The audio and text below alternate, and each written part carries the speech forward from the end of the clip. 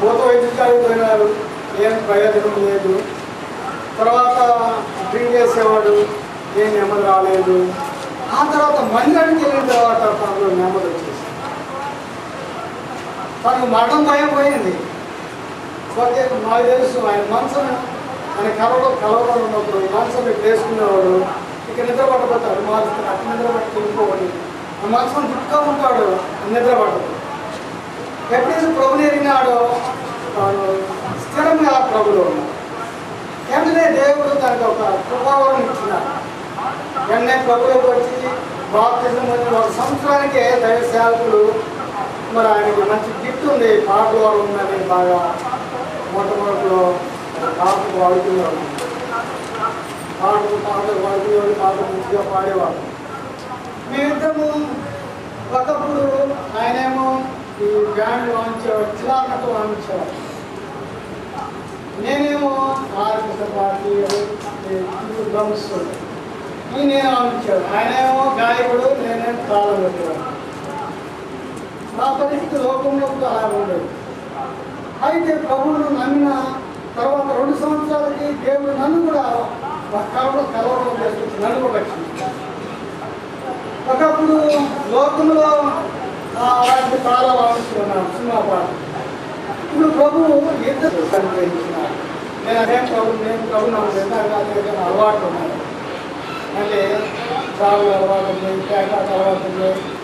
మరి నేను మండపాలు పెట్టాను, పెళ్ళిళ్ళకి నాకు ఒక మనిషి ఉండేవాడు, ఆ మనిషిని పంపించే డబ్బులు వస్తున్నాయి తీసుకొని పేకాట ఆడుకునేవాడు. అయితే ఒక దిన నాకు అనుకోకుండా ఏం జరిగిందంటే మరి మరణకరమైన భీతి వచ్చేస్తున్నాను. మొదలు నేను మరణిస్తానని నాకు నమ్మకం వచ్చింది. ఎట్లంటే పేకాట ఆడి మనిషి అంతా వీక్ అయిపోయింది. మరి అనారోగ్య పరిస్థితి ఏర్పడింది. ఎక్కడ కూర్చున్న కలవరం, మీరు చనిపోతాను నా కలవరంలోనే వారి శ్వాసం ఇచ్చిన మొట్టమొదటి కారణం దోచుకున్నాను. అందుకనే ప్రభులో మా కుటుంబం అభివృద్ధి అనిపిస్తుంది. ప్రార్థన చేయని ఆశిస్తున్నాను. దేవుడు ముస్లింలో సంస్కృతి వాడుతున్నాడు, తెలుగుసారి వాడుతున్నాడు, దక్షిణకు వాడుతున్నాడు. మరి బలహీనమైన చేసుకొని మన బలహీనమైన కూడా కుటుంబాన్ని పోషించుకుంటూ సేవ జరిగించుకుంటూ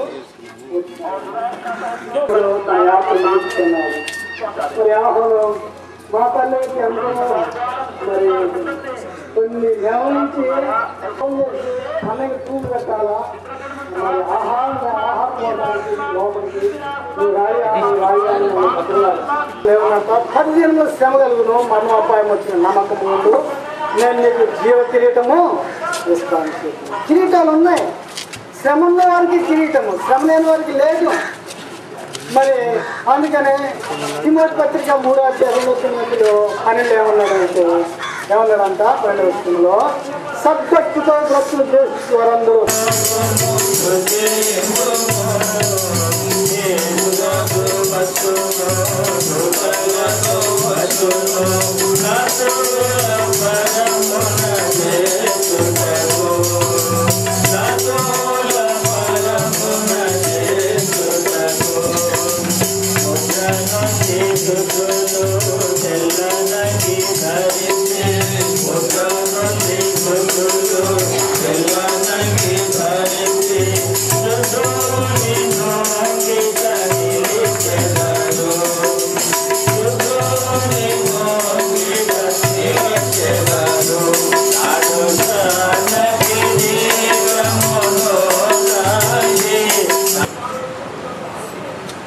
సువార్త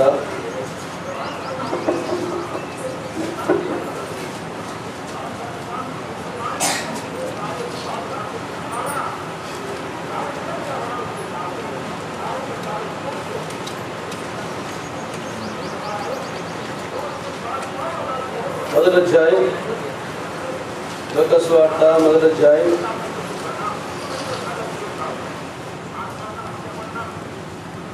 25వ వచనము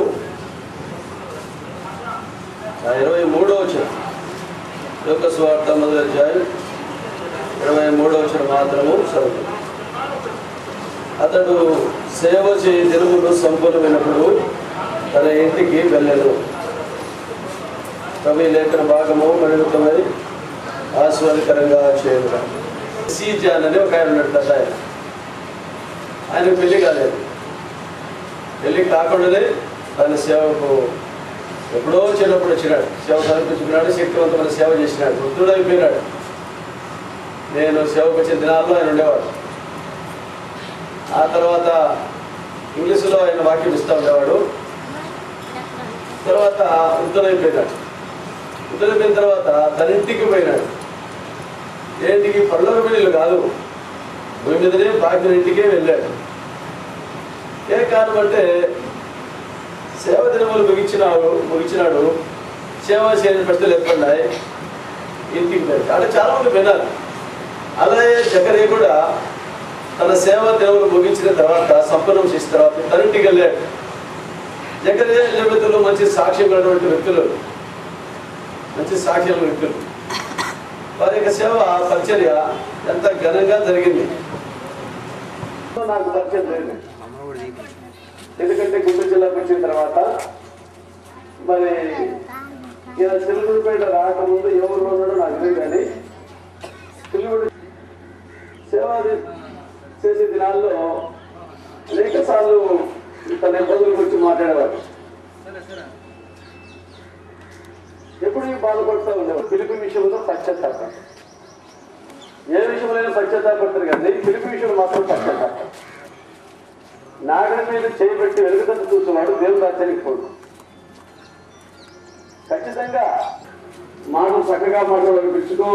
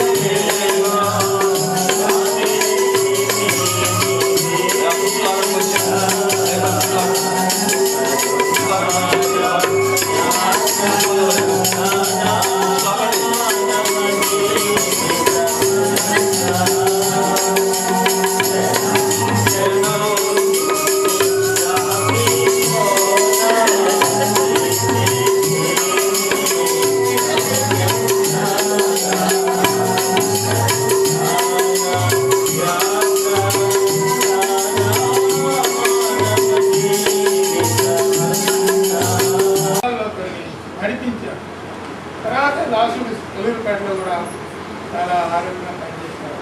కానీ చివరిగా చూస్తే ఆరోగ్యం ప్రభుత్వం ఆడికి మనకి సత్యం కలిగింది. ఆడికి వచ్చిన తర్వాత ఆడకొంతకాలం మంచి గాయకుడు జీవనంలో మీటింగ్లో కన్నడంలో బహుగా ఉంటే ఆయన తీసిన వరం శ్రేష్టమైన పాటలు. అక్కడి నుంచి మళ్ళా ఎరబాల కానీ ఇక్కడికి వచ్చిన తర్వాత సహోదరుడు ఇంకా శరీరంలో కొంత బాగా ఉంటుంది. ఆయన సహోదరు చాలా సాత్వికుడు, స్ఫూర్తి గలవాడు, నెమ్మది గలవాడు, స్థిమితం గలవాడు, కలవర లేనివాడు. ప్రభుదాసుని చూశాడు. కనుక వయసు పెద్దైనా కానీ మరి సాక్ష్యం వాళ్ళని కోరుకున్నటువంటి వాళ్ళు దయచేసి మరి ముందుకు రండి. మరి పెద్దవాళ్ళు రాబోతున్నారు లోపలే. ఎందుకంటే ఆయన సేవా పరిచర్యలో ఉన్నప్పుడు మరి ఎట్లా వస్తుందా, సేవకులు కూడా ఇలాంటి బలహీనతలు వస్తాయా అని అనుమానం వచ్చేది నాకు, అని అనుమానం వచ్చేది. కాబట్టి సేవకులు అంటే మరి ఏ విధమైనటువంటి బలహీనతలు రాకూడదు కదా అనేటువంటిది ఉద్దేశం నాకు కలిగేది. కాబట్టి ఒక దైవజనుడు నాతో మాట్లాడుతూ వచ్చాడు, అట్లేం కాదు నాయన అందరికీ వస్తాయి అని అన్నాడు. అది ఏందా బైబిల్ గ్రంథంలో ఆ మాటలు రాయబడి ఉన్నాయి అనే సంగతి నాకు తెలియదు. చూడండి, దేవుని వాక్యంలో ఆ మాట చదువుకున్నాక విషయాన్ని గుర్తించారు నాకు తెలియరా.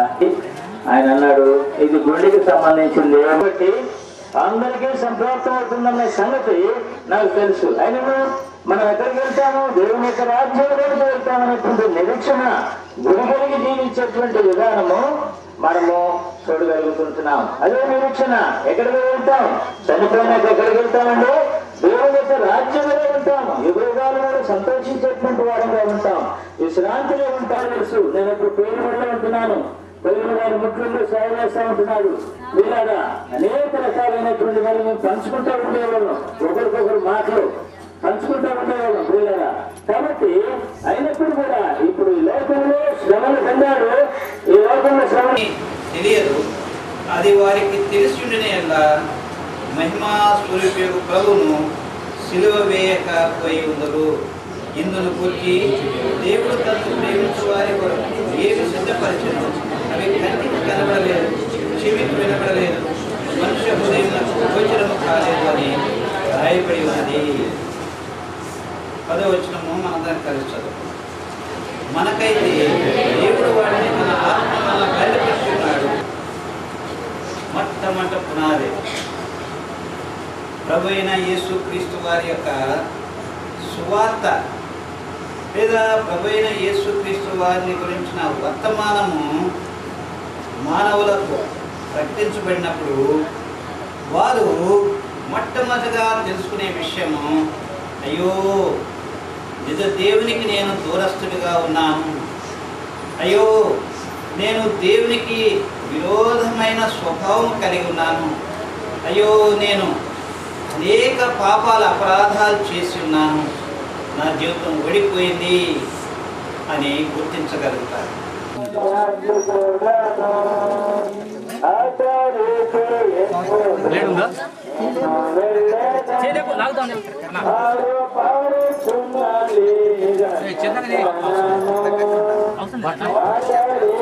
బట్టలేదన్నా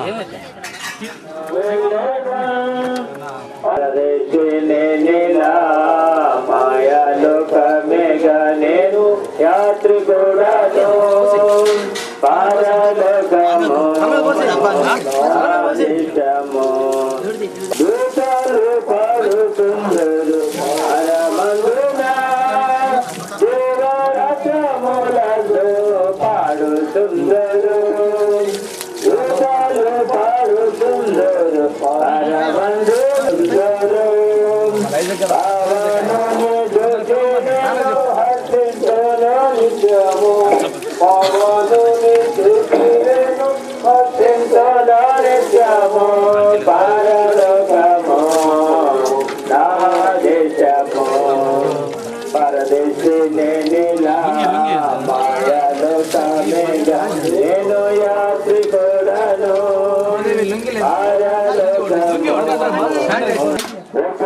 మన మధ్యలోకి వచ్చారు. ఆయన గురించి జోసెఫ్ గారు రక్షణ అనుభవానికి వచ్చాడు, అవన్నీ కూడా మనకి తెలియపరిచేటువంటి వారుగా ఉంటాడు.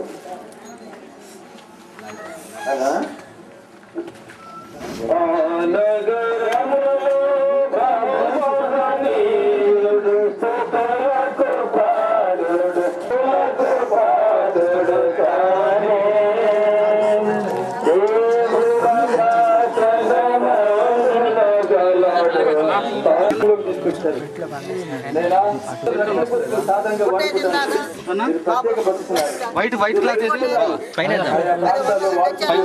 అది ఫైన్ పట్టుకుంటే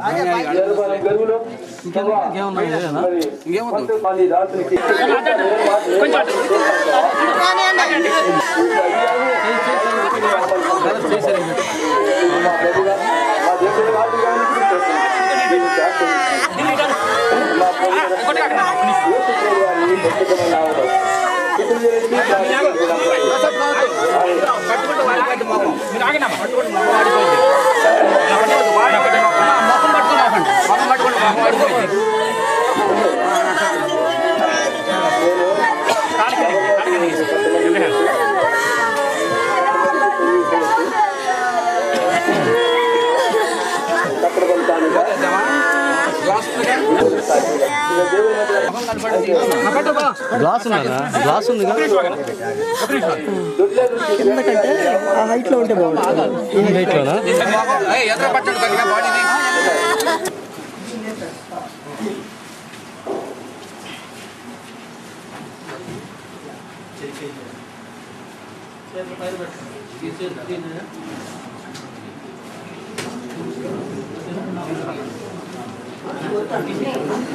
కనబడిపోయాను.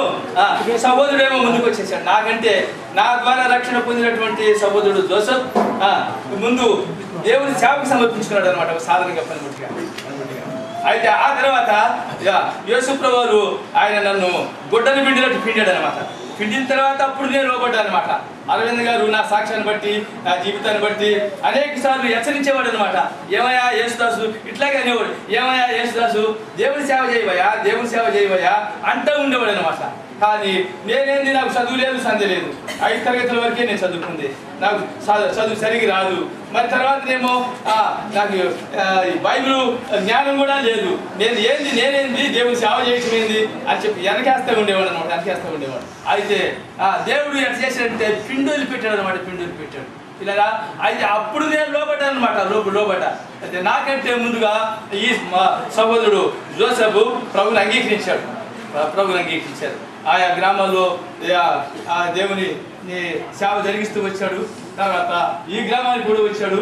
తర్వాత సహోదరుడు చూడు అనేక శ్రమలను అనుభవిస్తే కానీ చెప్పండి, అనేక శ్రమలను ప్రార్థన చేస్తే ఇప్పుడు సహోదరుడు ఉన్నాడు, యాకోబు అని ఉంటాడు ఇక్కడ మధ్యలోనే. అయితే తగినంత శ్రమ జ్ఞాపకం చేసుకుందాం.